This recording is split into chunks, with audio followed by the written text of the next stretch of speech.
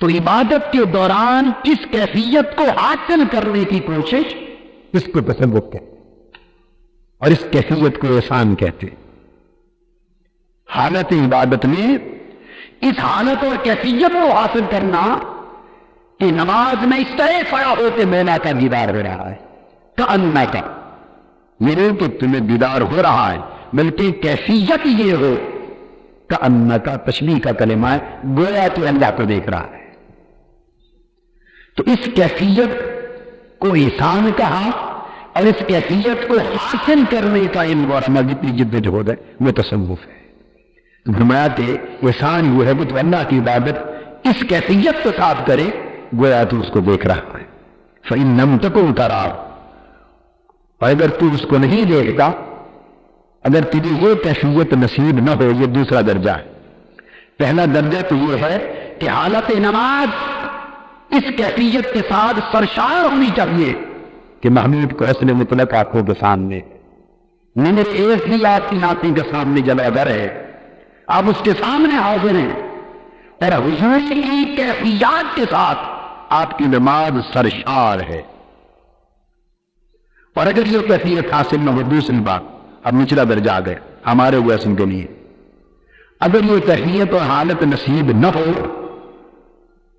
تو پھر عبادت چھوڑ نہ دے، عبادت چھوڑ، بعض لوگ کہتے ہیں نہیں نماز کرتے ہیں، عبادت میں مزہ نہیں آتا، دل نہیں لگتا، اس لیے نماز چھوڑ دی، نہیں، یہ مسلمانی چھوڑ دی، نماز چھوڑ دی تو مسلمانی چھوڑ دی۔ پھر نماز چھوڑ نہ دے، پھر بھی بہترین طریقے سے عبادت کر، عبادت کرنے اور نماز کے ادا کرنے میں کمی نہ کرے، یہ نا فَإِنَّهُ يَرَاكَ، اگر تجھے اس کو دیکھنے کی کیفیت نصیب نہیں تو وہ تو تب بھی تجھے دیکھ رہا ہے، وہ تو دیکھ رہا ہے۔ اگر تمہیں یہ کیفیت میسر نہیں تو اسے دیکھو، اور یہ حال میسر نہیں کہ اس کا دیدار تمہیں نصیب ہو، تو فَإِنَّهُ يَرَاكَ، تم یہ کیفیت پاؤ یا نہ پاؤ، مگر تیرا کھڑا ہونا مولا کی نگاہ کے سامنے تو ہے، اسے تو پتا ہے کہ میرے دروازے پر ایک سوالی کھڑا ہے، پھر دینے والے پہ دیکھ رہے ہوئے نہیں، مگر دینے والا تو دیکھ رہا ہے کہ منگتا کھڑا ہے، ایک سوالی کھڑا ہے۔ لہذا سوالی پہلی کیفیت تو یہ ہو کہ جب تم اسے مانگے اور کہے یا کناتی کے بھائی جا کر استعین، مولا میں تیری بندگی کرتا ہوں اور تیرے سامنے جھولی دراز کرتا ہوں، تو اس کیفیت کے مانگے کہ ادھر سرائے تیری بدا کر نگاہ اس کے حسن جمال پر، اور اگر یہ کیفیت حاصل نہ ہو، یہ کیفیت حاصل نہ ہو تو پھر یہ یقین کامل ہو کہ بے شک مجھے تو دکھائی نہیں دے رہا، مگر وہ مجھے دے بھی رہا ہے اور مجھے دیکھ بھی رہا ہے، اس کو تو علم ہے، وہ تو دیکھتا ہے کہ منگتا کھڑا ہے میرے در کے سامنے۔ لہذا ایسے حال میں بھی آپ کی نماز اور عبادت کی کیفیت بری، پھر بھی افسوس سے کھڑے ہو، ادب سے کھڑے، اس لیے نماز اور عبادت کو تماشا نہیں بنانا چاہیے۔ مومن کی نماز سے حضور علیہ السلام نے اس مومن کی معراج قرار دیا، کیونکہ نماز اللہ کی بارگاہ کی حاضری ہے۔ معراج کیا تھا، یہ نقطہ سمجھ لیں، دو چیزیں تھی۔ معراج کیا تھا، دو چیزیں تھی کہ مقام اول بنا کر آقا اللہ کے تک رہے تھے اور اللہ اپنے محبوب کو تک رہا تھا، دونوں ایک دوسرے کے تک رہے تھے۔ تو معراج مصطفیٰ یہ تھی تو دونوں تک رہے تھے، وہاں میرا کی کیفیت میں تھی، حقیقت تھی، وہاں گویا کی کیفیت، یہ کیفیت نہ تھی کہ گویا حضور اللہ کو دیکھ رہے، نہیں، وہاں در حقیقت پردہ اٹھ گیا تھا، نگاہ مصطفیٰ تھی اور جیور اٹھا، وہاں گویا درمیان میں نہ تھا، وہاں عین مشاہدہ ذات حق تھا۔ اور مومن کی معراج نماز ہے، یہاں درمیان میں گویا آ گیا، درمیان میں، کیونکہ بندہ یہ ایک ہی نگاہ کی آتا ہے وہ جہاں کی جس کو اللہ کا تقنا نصیب تھا، اب اور تو کوئی دیکھ نہیں سکتا، تو تو نہیں دیکھ سکتا، کیفیت بھی عطا کرنا چاہتے ہیں، دیکھ بھی نہیں سکتے اور دیکھے جانے کی کیفیت کا مزہ بھی دینا چاہتے ہیں، تو گویا لگا دیا درمیان، کہ گویا ایک پردہ ہے، گویا ایک میرے بھائی نے فرمایا اس کیفیت سے نماز میں گویا اس کو تک رہے ہو تاکہ تکنے کے تکمر کی لذتوں کو نصیب ہو جائے. واہ واہ واہ سبحان. لذتیں نصیب ہو جائیں. اور اگر تمہیں یہ کیفیت مجسد نہ ہو تو اس خیال میں اللہ کے حضور کھڑے ہو کہ میں تو نہیں دیکھ رہا مگر وہ بھی دیکھ رہا ہے. اس کی نگاہ مجھ پر, اس کا بھی ایک نگاہ ہوگا, اس کا بھی ایک. میں اس کی مثال آپ کو دوں مگر ریویز سر گل بے بول چدانت ہے وہ گل کی بات. ہم دل کے گورے ہو عقلوں کے بندے ہیں. آپ کی محبت ہے کسی سے اور بے جانا محبت بے صورتیں یا آپ اس کے سامنے بیٹھے ہوئے دیکھ رہے ہیں, سامنے بیٹھے اس کو تک رہے ہیں, تب بھی وہ کیفیت ہے, ایک لذت ہے, ایک سرشاری ہے. ٹھیک ہے وہ نہیں. دوسری شرح ایسی ہے کہ آپ دیکھ نہیں رہے, پس پردہ ہے, مگر آپ کو یقین ہے کہ پردے کے پیچھے محبوب بیٹھا ہے اور بھی مجھے دیکھ رہا ہے. تو اب آپ سوچ رہے ہیں اگر یہ تصور موجود ہو کہ پردے کے پیچھے محبوب ہے, میں تو نہیں دیکھ رہا مگر وہ دیکھ رہا ہے, تو کیا یہ کیفیت میں کم کیفیت ہوگی؟ اس میں لذت نہیں ہوگی, سرشاری نہیں ہوگی؟ بس اللہ پاک نے فرمایا کہ دو کیفیتوں کو حاصل کرنے کا نام انسان ہے. یہ حضور علیہ السلام کا فرق. یہ اس کو تکنے کی کیفیت ہے, اور اگر تک نہیں سکتے تو اس کو دیکھنے کا احساس ہے. اس احساس سے وہ لذت ملتی ہے. اس لذت سے سرشار ہو کر عبادت کرنا یہ تصوف ہے. جب یہ تین سوال ہو چکے, اس لیے تحریک منہاج القرآن, ہماری تحریک منہاج القرآن, اس کی در بنیادی اصولوں کی ہم بات کرتے ہیں اور وہ اس کے فکر میں تو ہم کہتے ہیں کہ ایک اصول تو اس کا تعلق باللہ ہے. اللہ کے تعلق کو اجاگر کرنا, توحید کے جوہر کو چمکانے, اس کے لیے ذکر کی ضربیں لگاتے, ہلکے مجلسیں منعقد کرتے ہیں, ذکر ہو. ایک ہے عشق رسول صلی اللہ علیہ وسلم, تاکہ حضور صلی السلام کے ساتھ عشق کی نسبت عطا ہو. اس کے لیے نعت اور میراث کی محفلیں کرتے اور آقا کی تذکرے کرتے. اور تیسرا ایمان ہے تصوف, کیونکہ اس کے بغیر ایمان کی کیفیت نصیب نہیں ہوتی. کیا؟ اور اسی تصوف کے ذریعے اللہ کا تعلق اور اللہ کا بندگی اور توحید کا جوہر نصیب ہوتا ہے. تو تحریک منہاج القرآن میں کی تعلیمات میں تصوف بنیادی اصولت کا حامل, اور وہ اس حدیث پاک کے باعث. اس کے بعد اس سائل نے سوال کیا, چوتھا سوال, حضور علیہ السلام قیامت کے بارے میں فرمائیے کہ قیامت کب آئے گی. اس پر حضور صلی اللہ علیہ وسلم نے جواب دیا, قیامت کے بارے میں وہ کب آئے گی مجھے بھی اتنا نہیں معلوم ہے جتنا تجھے, اتنا ہی معلوم ہے جتنا. اشارہ اس امر کی طرف تھا کہ قیامت کب آئے گی, اس کا وقت کیا ہے, اس کا علم جتنا تمہیں ہے وہ بات بھی وہی ہے انہیں. اب وہ پوچھنے والے اور جواب دینے والے کے درمیان ایک راز تھا. کسی کو اس بیٹھیوں کو کیا خبر کہ پوچھنے والے کو کتنا پتا, کہ میں مل مسئول عنہا بعالم من السائل, پوچھنے والے کا جتنا علم ہے وہ کسی قدر مجھے پتا ہے. اب بعض لوگ کس سے غلط معنی اخذ کرتے ہیں, اس سے پتا چلا کہ حضور علیہ السلام کو یہ علم نہ تھا کہ قیامت کب آئے. آقا نے کب فرمایا کہ مجھے علم نہیں, آقا نے کہاں فرمایا کہ مجھے علم نہیں. جب پوچھا تھا کہ قیامت کب آئے گی, فرما دیتے کہ لا علم لا ادری, مجھے معلوم نہیں, وہ فرما دیتے. اگر فرماتے کہ مجھے علم نہیں ہے تو پھر یہ مفہوم درست تھا کہ علم نہیں, مگر آقا نے تو جواب ہی نہیں, وہ تو جواب حضور بھی نہیں تو ہم کرتے ہیں اپنی طرف سے کہ علم نہیں حضور کو کب اتنا ہے. آقا نے فرمایا کہ مجھے بھی اتنا ہی ہے تمہیں. اب جا کے پوچھنے والے سے پوچھے بھی تمہیں کتنا علم ہے, پھر آقا کا نہیں پتا چل جائے. اور ابھی آگے پتا چلتا ہے کہ وہ پوچھنے والا تھا کون, پوچھنے والا تھا کون. اس کی مثال ایسے ہے ویسے میں اپنے کسی استاد سے ایک مسئلہ پوچھوں, میں اپنے استاد سے ایک مسئلہ پوچھوں اور کچھ مسئلے کے جواب میں میرے استاد مجھ سے کہیں کہ اس پر میں بھی کچھ جانتا ہوں جو آپ جانتے ہیں. اس کا معنی یہ ہوگا کہ استاد میں پا رہے ہیں کہ مجھے اس مسئلے کا علم نہیں, یہ مانا ہو سکتا؟ بڑی سادہ سی بات ہے. میرے کو سمجھا رہے ہیں بھائی یہ تم جانتے ہو میں نے نہیں جانتا اور بجائے اس کو ڈرنے میں رہنے دو. تو کب آئے گی اس کو اللہ پاک نے افشا نہیں فرمایا. پھر عرض کیا وہ پھر اس کی کچھ علامتیں بیان فرما دیں. کیا قیامت کی علامتیں بیان فرما دیں؟ تو حضور علیہ السلام نے اس حدیث پاک میں 3 علامتیں بیان فرمائی. سن کتنے 3 علامتیں بیان فرمائی کہ جب یہ 3 علامتیں ظاہر ہو جائیں سمجھو کہ قیامت کا دور قریب ہے.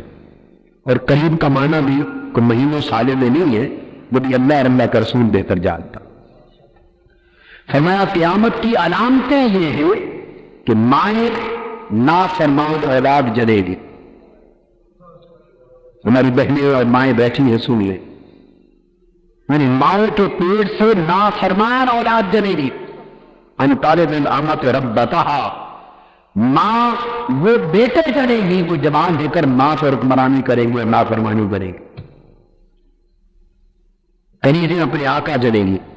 یعنی مائیں جو اولاد کرے گی وہ بجائے اس کے کہ ماں باپ کی قدر کرے وہ ماں باپ پر حکمرانی کریں گے. آج ہی ہو رہا ہے یہ نہیں؟ بولیے. تو یہ خیر کی علامت ہے نہیں؟ قیامت کی علامت کا مطلب ہے کہ وہ فتنے اور وہ شر جب تک ظاہر نہ ہو جائیں گے اس وقت تک قیامت نہ آئے گی. جب تک یہ علامتیں ظاہر، جب تک یہ فتنے ہماری زندگی میں ظاہر نہ ہوں گے اس وقت تک قیامت. تو یہ فتنے وہ قرب قیامت میں ظاہر ہوں گے. مائیں نافرمان اولاد جڑیں گے. اور دوسرا فرمایا کہ تم دیکھو گے لنگڑے پاؤں لنگڑے بدن والے، نکلنا ریڑھ چرانے والے، یہ اس کی آیتوں کا کلمہ ہے. یعنی لنگڑے پاؤں لنگڑے بدن بکریاں ریڑھ چرانے والے جج لوگ. مراد کیا ہے؟ وہ جج اور اکھڑ لوگ یتطاولون فی البنیان، ان کے پاس اس حساب کا بے تحاشا سرمایہ آ جائے گا کہ کوٹھیاں اور محل بنائیں گے اور فخر کریں گے اس پر. یعنی ایسے اجڑ لوگوں کے پاس بے تحاشا سرمایہ آ جائے گا. یہ حدیث پاک ہے، ہماری گڑی میں بات نہیں ہوئی. 1400 سال قبل تاجدار کائنات صلی اللہ تعالی علیہ وسلم نے علم نبوت کے ساتھ ان علامتوں نے ذکر فرمایا کہ وہ لوگ جو در حقیقت ننگے پاؤں ننگے بدن رکھنے کے اہل تھے، وہ جانتے ہیں ریور چلانے والے یعنی ان پڑھ تھے، جن کے پاس علم نہ تھا، استعداد نہ تھی، صلاحیت نہ تھی. بلیک منی، لوٹ کا پیسہ، ناجائز ذرائع کا پیسہ ایسا ہدایت ہو کہ وہ محل اور کوٹھیاں بنائیں گے، ان میں رہیں گے اور اس پر فخر کریں گے. اور اس کے بعد تیسری علامت بیان فرمائی کہ تیسری علامت کیا تھی؟ فرمایا تیسری علامت اس فطرے کی یہ ہوگی کہ نالائق لوگ اسی طرح نااہل ہے، نالائق لوگ اصل میں بچن ہے جو اپنی زبان سے نہ اس کی کہیں گے اور نہ اپنے کانوں سے حق سنیں گے. نالائق ہوں گے، نائل ہوں گے، ان کی زبان سے حق نہیں نکلے گا، ان کے کان حق نہیں سنیں گے، اور یہ ملوک الارض یہ زمین کے اوپر حکمران ہو جائیں گے.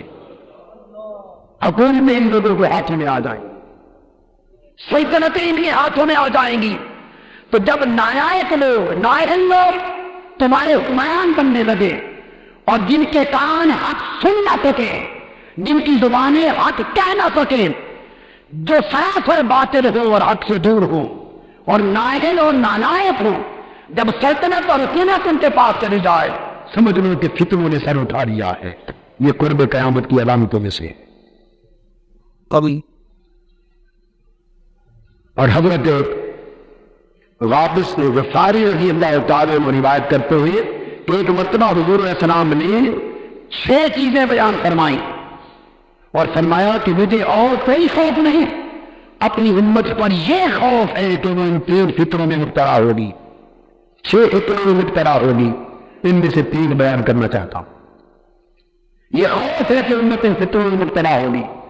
ان 6 فتنوں میں سے ایک فتنہ بیان فرمایا، یہ کہ قتل عام ہو جائیں گے اور انسانی خون کا بہانا اتنا ارزا ہو جائے گا۔ ایک نمبر 2 دین کا چھکا مذاق کر دیا جائے گا، اور نمبر 3 میری امت میں وہ لوگ بیان ہو پائے گی جن کو دین کی سمجھ نہ ہو، نہ کہ دین کی سمجھ یہ حق سے دور ہو گئے، دین کی سمجھ نہ ہوگی اور صلاحیت کے اعتبار سے نالائق ہو گئے۔ حدیث پاک ہے، نالائق ہوں گے، دین کی سمجھ نہ ہوگی، حقدار نہ ہوں گے، مگر لوگ آگے حدیث کے الفاظ ہیں لوگ انہیں کو پکڑ کے اپنا حکمران بنا دیں، بیٹے سلطنت کے اہل نہ ہوں گے، حکومت کے حقدار نہ ہوں گے، حق سے دور ہوں گے، حق دراست ان سے نہ ہوگا، جو حق کے دشمن ہوں گے، باطل راہتے ہوں گے، ایسے لوگوں پہ لوگ پکڑ کے حکمران بنا دیں گے۔ جب سلطنت ایسے لوگوں کے ہاتھ میں چل جائے سمجھ لو کہ امت میں فتنوں کا دور آ گیا ہے۔ مقصد کیا تھا؟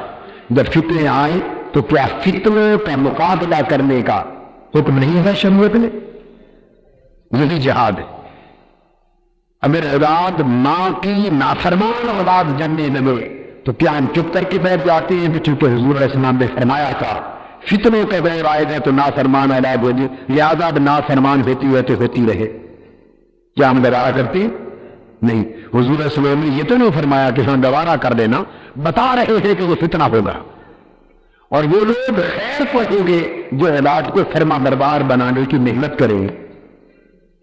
آقا نے فرمایا گھر گھر گانا بجانا ہوگا، حدیث پاک میں ایسا، تو کیا ہم چپ کر کے بیٹھ جائیں کہ چونکہ فرمایا تھا گھر گھر گانا بجانا ہوگا سو ہو رہا ہے، چپ کر جائے؟ نہیں، گانا بجانا ہوگا فتنے کو بیان سے ہونے، تاکہ اہل حق سے پتا چلے کہ وہ دور میری امت میں آئے گا جب گھر گھر گانا بجانا ہوگا، اور ایمان والوں کی ذمہ داری ہوگی کہ اس کے خاتمے کے لیے کوشش۔ اسی طرح فرمایا وہ دور آئے گا جب لوگوں کے پاس ناجائز سرمایہ ہوگا، نااہل لوگ کوٹھیاں محل بنا کے فخر کریں گے، دن دراتے پھولیں گے۔ تمہارا جہاد یہ ہوگا کہ اس نظام کو بدلو۔ وہ دور آئے گا کہ نالائق لوگ اور حق بولنے اور سننے نہ والے، نہ حق بولے نہ حق سنے اور نالائق ہو وہ حکمران بن جائیں گے۔